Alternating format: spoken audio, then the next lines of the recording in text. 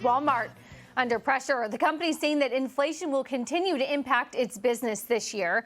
The retail giant plans to slow its pace of hiring, growing though its automation technology amid the tight labor market. Pleased to say, joining us now, Making Money host Charles Payne. So they said inflation's a little bit of a problem, but supply chains are clear. Supply chain crisis is over. But the automation, what do you make of that? Is that like the efficiency word that we keep hearing about? Absolutely. This whole pricing, this whole battle in the last 2 years between employers and employees, employers have learned a valuable lesson. And they're going to make the investments so that they never put over a barrel again. So it's going to keep coming. It's going to keep happening. And listen, you have mixed feelings about it, obviously, but I think there's a greater impetus, a greater sense of urgency for them to do it. And just let me say one thing about this Spotify thing. I'm a little jealous. They did come to me about it. That's why we did it. Well, what happened was they said, what kind of music you like? I came in with some 8 tracks, and they said, well, we can't. So I'm still working with the technology team about how to get the 8 tracks so that the audience can hear my music, too. I have an idea. If you like Charles's music, put it on my Spotify list, and I'll get double the vote. Sounds good. Buy a record player. That's what you good.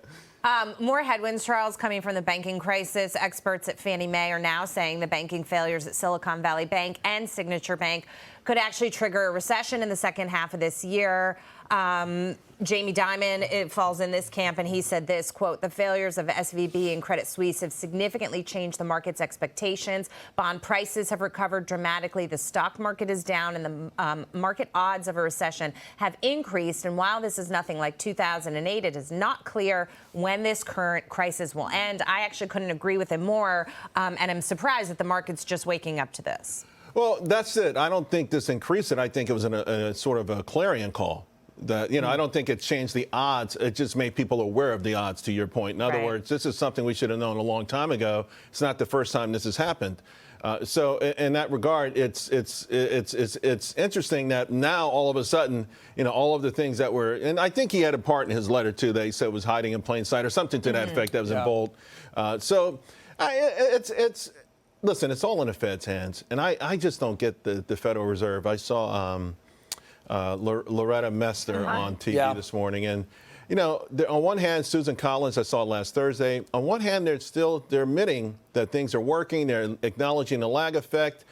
They still believe they can get a soft landing, but they're still talking another rate hike. This week, the economic data has been so. You want to talk about a red flag, a clarion call. If you haven't been paying attention, please pay attention right now. You can take the foot off the pedal right now. Worry about the legacy later, but please, because this is going to be catastrophic if they go too far. But they always care about legacy. When you put power in the hands of a few people, they think legacy. Politicians think legacy. And I agree with you. That's what we're getting right now. The Fed wants to look tough because that's the look they want to have in the history books, right? Well, if they wanted to look tough, they would have done something sooner. I think they missed the boat on it. That's why they're overdoing it now. Powell misinterpreted everything, and even for a long time, even if listen, remember that press conference when he says he's going to retire the word transitory? Yeah. He didn't retire because he thought he was wrong. He just retired because he was tired of taking flack for it, right?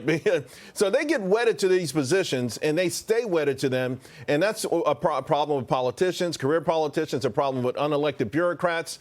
And, I don't think there's enough checks and balances with the Federal Reserve. Can he do that, Jerome Powell? Can he cancel the word transitory? Well, he stopped saying it. So when he stopped saying it, listen, when he acknowledged that, listen, I made a mistake on transitory, but you can tell he didn't. Yeah. Just like right now, he really believes he can engineer a soft landing. And if he does, though, you would think that they would take their foot off the pedal and take let's see what's happening here. The numbers that have come in this week are just too fast. That JOLTS report, that was one of the fastest 2-month declines in jobs ever. The manufacturing is deep into a recession. Service this morning, a massively ugly number. Just look at hey, stand back and give yourself a round of applause. You've done it. You've wrecked the economy. God. Well, they say they're data driven, but it's reputation driven, Charles. That's the thing. It's never just the data. It's a combination of both. There's no doubt about it. The encounter that Powell had with Shelby in the Senate last year is the tell-all to be-all. I'm telling you, when Shelby dressed him down and more or less said, listen, I remember Paul Volcker. You know Paul Volcker? Yeah.